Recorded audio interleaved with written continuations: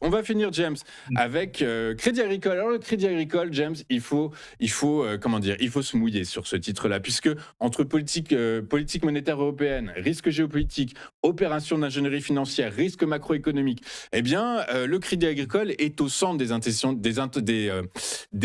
attentions des investisseurs. Euh, Quelles sont les perspectives réelles sur le titre Crédit Agricole, James?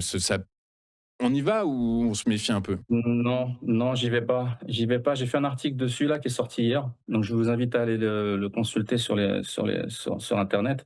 Mais bon, l'action, bon d'accord, elle a performé, et cetera. Le consensus, il reste positif.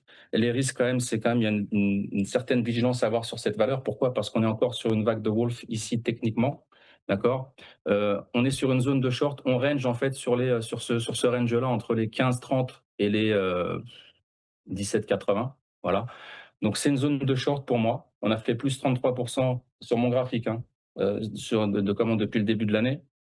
Donc ça, c'est de la technique, hein, c'est pour les analystes techniques. Donc on pourrait redescendre ici déjà sur cette ligne 1,3, d'accord. D'abord les 17, on va dire. Et ensuite, le scénario, ce serait le scénario que je vous ai dessiné ici. On pourrait aller chercher la deuxième ligne ici, la ligne 2,4, autour des 15.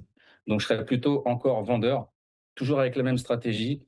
Donc sur les options achat de put ou alors stop reverse, et je mettrais un stop autour des 18,50. Mais potentiellement, on peut aller chercher les 22 sur une extension de Fibonacci. Et Crédit Agricole, on ne joue pas les opérations de l'ingénierie financière, c'est-à-dire qu'on a appris là qu'au cours de l'exercice 2026, la direction cherchait à aller chercher de la rentabilité hors des frontières françaises. C'est pas un scénario sur lequel on s'appuie du coup? Si, mais c'est justement pour ça que j'applique une technique de stop reverse. Si on casse les 18,50, bah, le marché, on repart acheteur directement sur cette action. On a aussi des bons dividendes, hein. On a vraiment Ouais, des bien très sûr. bons dividendes. C'est toujours bien d'allier C'est performance, une je des dirais, meilleures actions en fondamentale. dividendes. Pardon? C'est une des meilleures actions. C'est une des meilleures actions au niveau des dividendes sur le CAC 40. Donc aujourd'hui, vous nous présentez des actions qui versent des dividendes. Vous nous dites pourquoi? Est-ce que c'est volontaire de votre part en vrai, en réalité? Vous identifiez un risque sur 2026? Il faut aller chercher. C'est le dividende qui fera la performance en 2026? Alors le dividende, on vous le paye si on a des bonnes performances. Si on n'a pas des bonnes performances, on ne va pas vous donner forcément tout sur les dividendes. Mais j'ai fait ces trois actions-là aujourd'hui justement pour montrer aux gens quel portefeuille ils peuvent avoir pour 2026.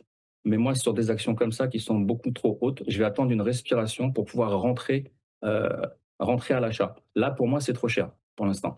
Très clair. Eh ben, écoutez, James, merci pour tout. Le message est passé. Donc, James Etouati, alias le Loup de Zurich, avec nous tous les mardis. Désormais, je vous en remercie beaucoup. James Etouati, trader pour compte propre, analyste technique et chroniqueur financier. James, eh ben, écoutez, laissez-moi vous souhaiter une excellente journée et on se retrouve donc la semaine prochaine pour de nouveaux Market Movers. Nous, À on vous aussi. marque une courte page de publicité et on se retrouve juste après avec la rubrique de Ludovic Bertola, Les Échos de Wall Street, dans laquelle, eh bien, sans en dévoiler évidemment le contenu, mais on parlera de Cintas Corporation, de Nvidia et d'Apple. À tout de suite sur TF1.